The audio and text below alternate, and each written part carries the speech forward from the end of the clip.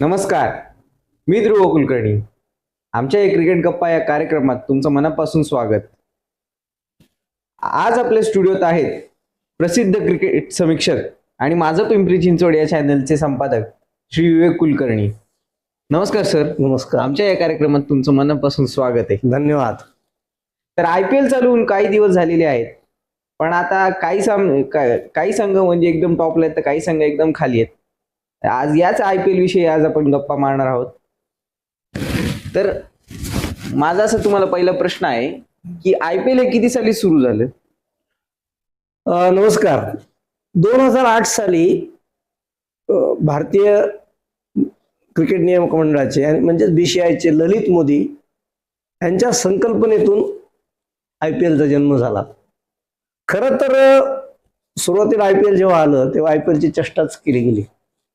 विविध देशातले संघ, विविध देशातले खेळाडू एका संघात आणायचे आणि त्यांना एकत्र आणून एका कर्णधाराच्या खाली अशी स्पर्धा ठरवायची, असं नियोजनाचं त्यांचा किंवा असं त्यांच्या नियोजनाची संकल्पना होती. त्याला किती यश मिळेल किंवा मुळात परदेशातले खेळाडू भारतात येतील का, आणि तर ते भारतीय संघ किंवा भारतीय कर्णधाराच्याच किंवा कुठल्याही कर्णधाराच्या नेतृत्वाने खेळतील का, अशा अनेक शंका कुशंका त्या काळी होत्या. पण बघता बघता तो IPLचा इतिहास किती मोठा झाला आहे ते आपल्या सर्वांना आता कळणारच असं नाही. आज तुम्हाला सांगायला विशेष आनंद वाटतो की जगातली ही सर्वात लोकप्रिय स्पर्धा आहे, जिचा जन्म 2008 साली दक्षिण आफ्रिकेत भारताचीच क्रिकेट नियामक मंडळाने केलेली, खरं तर आयोजित करण्यात आलेली ही स्पर्धा आहे, जी 2008 साली याची सुरुवात झाली. तर हे यावर्षी कितवं सीझन आपण म्हणावं? आता 18वा सीझन आहे हा. 2008 ला स्पर्धा सुरू झाली. काही काळ कोरोनाच्या काळात समजा 1-2 वर्ष जर गेले असतील, साधारण प्रत्येक वर्षी IPL येतं. त्यामुळे हे 18 वर्ष, आज या स्पर्धेला 18 वर्ष पूर्ण झालेली आहेत. तर या स्पर्धेत आतापर्यंत सगळ्यात जास्त जेतेपद कोणत्या टीमने जिंकलेले आहे? छान प्रश्न आहे. IPL म्हणजे खरं तर IPL वर सगळ्यात जास्त छाप किंवा सगळ्यात जास्त वर्चस्व आधी मिळवलं होतं ते मुंबई इंडियन्सने, आणि त्या खालोखाल म्हणजे त्याच बरोबर पूर्वी होतं की रोहित शर्माने 5 वेळेस जिंकल्यानंतर 4 वेळेस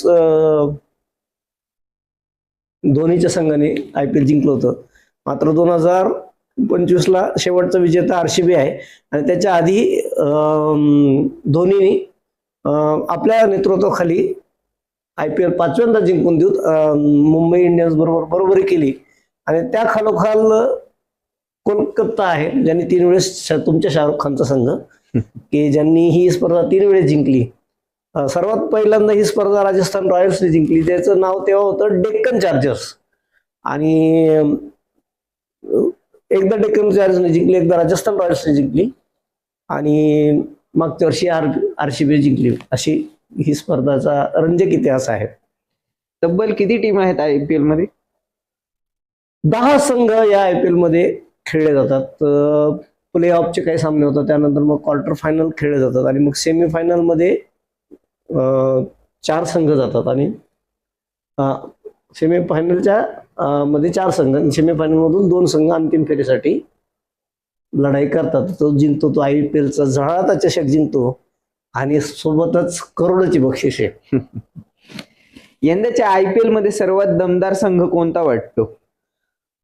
ध्रुव, प्रश्न हा जरी छान असला तरी मुळात IPL स्पर्धा जी आहे ती खरं गमतीशीर आहे. मुळातच क्रिकेट खेळ हा खूप गमतीशीर आहे. त्यात हा खेळ स्पेशली T20 फॉर्मॅट मधला आहे.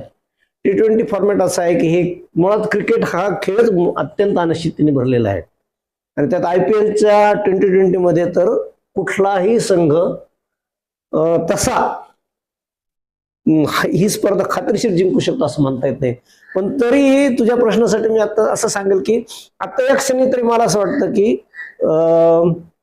राजस्थान रॉयल, नंतर तुमच्या श्रेयस अय्यरचा पंजाब किंग्स, तुमचे लाडके विराट कोहली, हे 3 संघ तरी मला असं वाटतं की तुफान रेसमध्ये आहेत. आणि त्या खालोखाल कोलकाता सध्या खूप मागे आहे, चेन्नई मागे आहे, मुंबई इंडियन्सची तर प्रचंड मानहानी चालली. पण मला असं वाटतं की चौथा संघ कदाचित शुभमन गिलचा असू शकतो. अर्थात हे भाग्यच आहे आपलं, कारण आता स्पर्धेला सुरुवात झाली, त्यामुळे पुढे काय काय होईल बघणं मनोरंजक ठरत राहील. तर IPL मध्ये एक टोपी भेटती, म्हणजे तशीवाली टोपी नाही, एक ऑरेंज टोपी आणि एक जांभ्या रंगाची टोपी भेटते. या Purple. टोपीचा म्हणजे कोणाला म्हणजे ऑरेंज टोपी भेटते आणि कोणाला जांभळी टोपी भेटते? खरं तर खरं सांगू काय, IPLचा इतिहास म्हणजे वैयक्तिक विक्रमाला इंटरनॅशनल क्रिकेटमध्ये किंवा ICCच्या क्रिकेट इतिहासात या विक्रमाला तशी फारशी काही किंमत नाही. कारण हे रेकॉर्ड वैयक्तिक रेकॉर्ड आहेत. हे देशासाठी किंवा तुमच्या क्रिकेट करिअरमध्ये हे इतिहासात हे रन मोजले जात नाहीत. जसं तू प्रश्न विचारलास की जो स्पर्धेत सर्वाधिक जास्त रन करतो त्याला ऑरेंज कॅप मिळते, आणि जो सर्वाधिक जास्त विकेट घेतो तर त्याला पर्पल कॅप मिळते. आता मी दुर्दैवाने काही अपरिहार्य कारणामुळे यावेळेच्या IPL स्पर्धेला तितकं फॉलो नाही केलं, पण आज तू मला या मुलाखतीसाठी प्रवृत्त केल्यामुळं मी आता इथून पुढचे सगळे सामने बघेल, आणि पिंपरी चिंचवडच्या वाचकांना असं आश्वासन देतो की इथून पुढचे सामने मी तुमच्यासमोर मांडण्यासाठी मी नक्की येईल. तर आत्ता प्रसिद्ध कृष्णा माझ्या माहितीनुसार पर्पल कपसाठी हक्कदार आहे आता तरी, आणि यापुढे जशी जशी स्पर्धा वाढत जाईल किंवा पुढे सरकेल तसे तसे याचे दावेदार बदलत राहतील. तर यंदाचा सर्वात मोठा सिक्सर किंग कोण ठरू शकेल? हाही प्रश्न मजेदार आहे.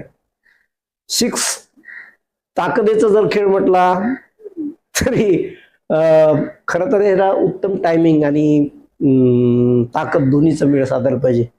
आत्ता असं मला वाटतं की डेव्हिड मिलर, आणि एक नाव सगळ्यांनाच आश्चर्यचकित करेल असं आहे. मला असं वाटतं कदाचित वैभव सूर्यवंशी, श्रेयस अय्यर, डेव्हिड मिलर आणि तुझा तो टिम डेव्हिड, ही अशी जी तडाखे बंद आणि गगनचुंबी षटकार मारणारे खेळाडू आहेत, त्यांच्या नावावर कदाचित हा विक्रम असू शकतो. IPL मध्ये युवा खेळाडूंची भूमिका किती महत्वाची? वा वा वा, अत्यंत छान प्रश्न आहे ध्रुव. आपण हा प्रश्न खरंच गरजेचा होता. मुळात मी तुला खरं सांगतो आणि वाचक हो तुम्हाला सांगतो की मी IPLचा बिलकुल प्रशंसक नाही. मला IPL स्पर्धा तशी फारशी आवडत नाही, कारण IPL म्हणजे मुळातच मी तुम्हाला जसं म्हटलं की T20 हा खेळ आता कसं आहे, तुमच्या पिढीच्या दृष्टीने फास्ट खेळ आहे, तुम्हाला सगळं इन्स्टंट पाहिजे असतं, त्याच्यामुळे तुम्हाला तो खेळ आवडू शकतो. पण IPLने खऱ्या अर्थाने नुकसान जर केलं असेल तर भारतीय क्रिकेटच्या कसोटी संघाचं नुकसान केलं आहे. आणि याचंच ज्वलंत उदाहरण किंवा दाखला म्हणजे जो आहे की भारतीय संघाची कसोटी जी पिछेहाट झाली मागच्या 100 वर्षात जे झालं नव्हतं ते मागच्या 3 वर्षापासून भारतीय संघाचं झालं. न्यूझीलंडने भारताला कसोटीत 3-0 हरवलं. पाठोपाठ दक्षिण आफ्रिकेने आपल्याला कसोटीत हरवलं. मायदेशात जो भारताला ब्लॅक वॉश किंवा व्हाईट वॉश कधी करू शकलं नव्हतं, तो इतिहास कुणी केला? न्यूझीलंडने. आपल्या तुलनेत न्यूझीलंड संघ कसोटीत तेवढा ताकदून होता का? तर मुळीच नव्हता. हा, आता तू जर म्हटलास IPLने भारतीय क्रिकेटला काय दिलं, तर हा प्रश्न अत्यंत छान होऊ शकतो. भारतीय क्रिकेटला IPLने काय दिलं हे जर तू विचारलंस तर मी म्हणू शकतो रवींद्र जडेजा, कुलदीप यादव, यजुवेंद्र चहल, जसप्रीत बुमराह. कोण विसरू शकतो जसप्रीत बुमराहला? प्रसिद्ध कृष्णा तसा काठावरचे, म्हणजे अजून तो भारतीय संघाचा अविभाज्य भाग झालाय का? नाही झाला. मोहम्मद सिराज IPLचीच देण आहे. कुलदीप यादव IPLचीच देण आहे.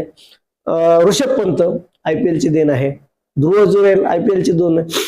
भारतीय संघाला अनेक हिरे या IPLने दिले. आता सगळ्यात चर्चेतलं नाव आहे ते वैभव सूर्यवंशी. अवघ्या 15 वर्षाचा मुलगा आहे, म्हणजे तुझ्यापेक्षा लहान.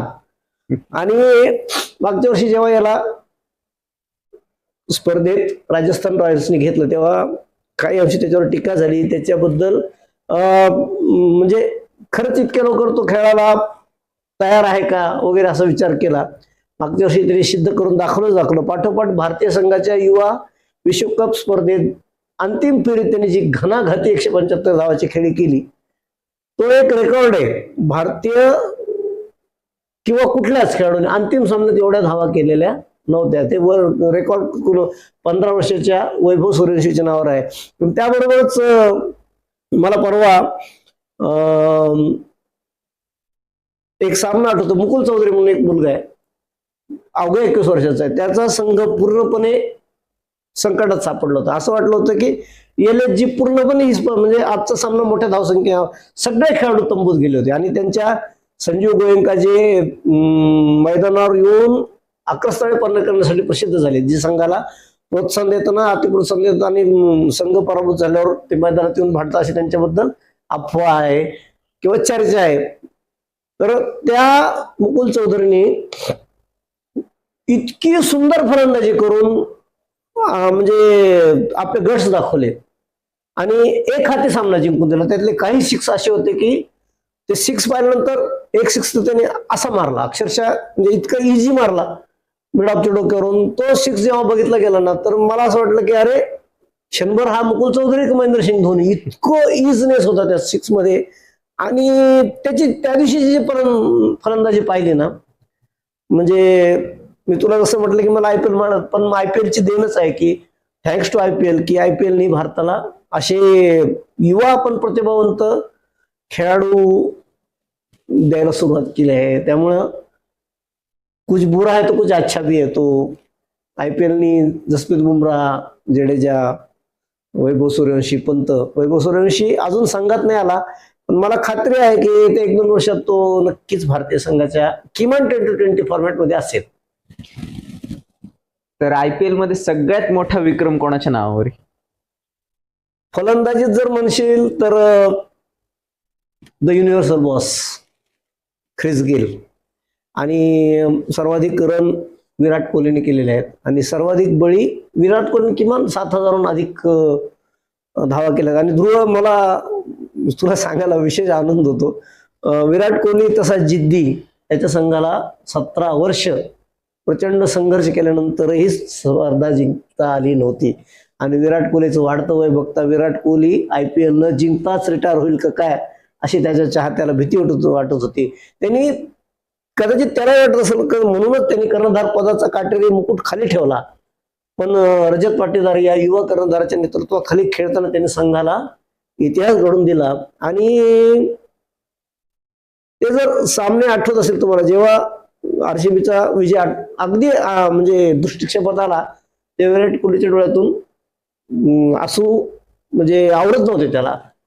आणि विराट कोहली तसा आपल्या भावना ग्राउंडवर दाखवण्यासाठी प्रसिद्धच आहे. पण त्याच्यातून एकच सिद्ध झालं की IPL भारतीय खेळाडूंच्या किंवा एकूणच भारतीयांसाठी किती आवश्यक झालंय हे त्या एका छोट्या कृतीतून जाणवलं. तर घरच्या मैदानाचा फायदा खरोखर होतो का IPL ला? आता असं कसं म्हणता येईल, कारण हे सगळे काही खेळाडू देशी आहेत तर काही विदेशी आहेत. पण एक असतं की तुमच्या घरच्या मैदानावर खेळताना तुमच्या प्रेक्षकांचा पाठिंबा तुम्हाला मिळू शकतो. पण IPL मध्ये होतं काय, ड्यू फॅक्टर हा फार महत्वाचा असल्यामुळं कुठल्याही ग्राउंडवर खेळताना, आणि जेव्हा तुम्हाला आंतरराष्ट्रीय क्रिकेट खेळायचं, आता जरी ही स्पर्धा म्हणजे जसं विक्रमाच्या दृष्टीने मानली गेली तरी याच्या रेकॉर्डमध्ये तशी किंमत नाही. त्यामुळे तुम्हाला कुठल्याही ग्राउंडवर कुठल्याही क्षणी कुठल्याही परिस्थितीत खेळता यायला पाहिजे. इतकंच IPL मधून किंवा IPL खेळणाऱ्याने धडा घ्यावा असं मला मनापासून वाटतं. तर IPL मध्ये फिनिशरची भूमिका किती महत्वाची ठरते? खूप महत्वाची. पण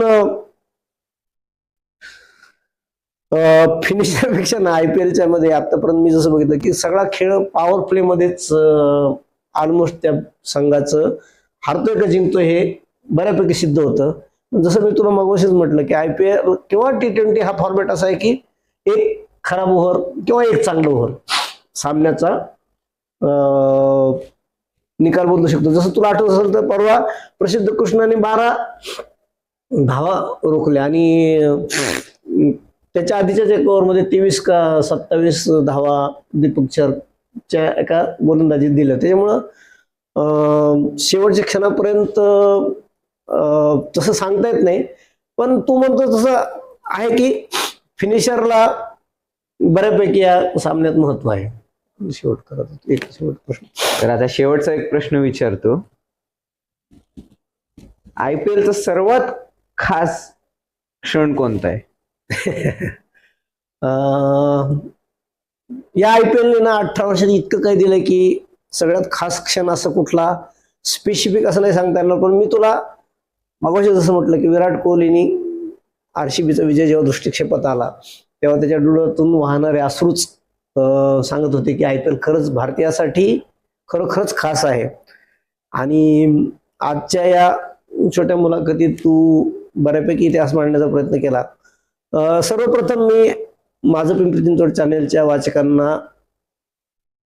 ची आधी मनापासून माफी मागतो. कारण काय झालं, खरं तर माझं पिंपरी चिंचवड चॅनल हे खास याचा जन्म झाला ते क्रिकेटच्या निश्चित प्रेमापोटी. मी माझे गुरु आणि पत्रकारितले माझे मार्गदर्शक मित्र गुरु विवेक इनामदार सर यांच्यासोबत क्रिकेट समीक्षण केलं आणि सुदैवाने माझ्या क्रिकेट समीक्षणाला लोकांनी प्रशंसाही केली, नावाजलं. आणि त्याच भावनेतून मग माझ्या डोक्यात आलं की आपण स्वतःचं चॅनल का सुरू करू नये.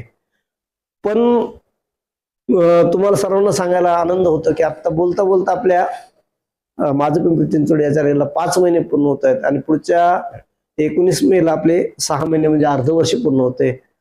तर कामाचा लोड वाढतोय आणि जसं की तुम्हाला सगळ्यांना कल्पना आहे पेपर चालवणं ही फार कठीण गोष्ट आहे. पण मी हे शिवधनुष्य केवळ तुमच्या आणि तुमच्या सर्वांच्या प्रेमाखातर उचलण्याचा प्रयत्न करतो आहे. तर तुम्हाला मनापासून विनंती, हात जोडून विनंती आहे, कारण तुम्ही माझे आहात. माणूस आपल्याच माणसाला काही मागतं आणि माझं मागणं एवढंच आहे की तुम्ही जे प्रेम आत्तापर्यंत दिलं हे प्रेम असंच वाढत राहो. आणि माझं पिंपरी चिंचवड चॅनलवरचं तुमचा विश्वास मी लोकप्रिय म्हणायचं धाडस करत नाही, कारण मला माहिती आहे खूप कमी दिवस झाले. पण एवढं नक्की की माझं पिंपरी चिंचवडला आलेली बातमी 100% खरं आहे असं वाचकांना वाटतं. आणि मला वाटतं हेच आपल्या 5 महिन्यातलं सर्वात मोठं फळ आहे. त्यामुळे मी अत्यंत कृतज्ञतेने तुमच्या सर्व वाचकांना मनापासून नमस्कार घालतो आणि शब्द देतो की यानंतरही आम्ही तुमच्या समोर आपल्या शहरातल्या चालू घडामोडी, साहित्यिक घटना आणि ऑफकोर्स क्रिकेट मांडण्याचा तुमच्यासमोर म्हणजे मांडण्यासाठी आम्ही कटिबद्ध आहोत. आजच्या या कार्यक्रमात ध्रुवने अत्यंत शॉर्ट नोटीसवर हा कार्यक्रमाचं छानपणे आयोजन केलं, त्याबद्दल मी तुमच्या सर्वांना विनंती करतो की माझ्या या लेकराला सुद्धा तुमच्या आशीर्वाद आणि शुभेच्छा द्याव्यात आणि या कार्यक्रमावरचं आपलं प्रेम वाढतं ठेवावं आणि तुमच्या माझ्या या क्रिकेट गप्पाला आपण एक खास आणि लोकप्रिय शो बनवू इतकीच अपेक्षा व्यक्त करतो. खूप खूप धन्यवाद.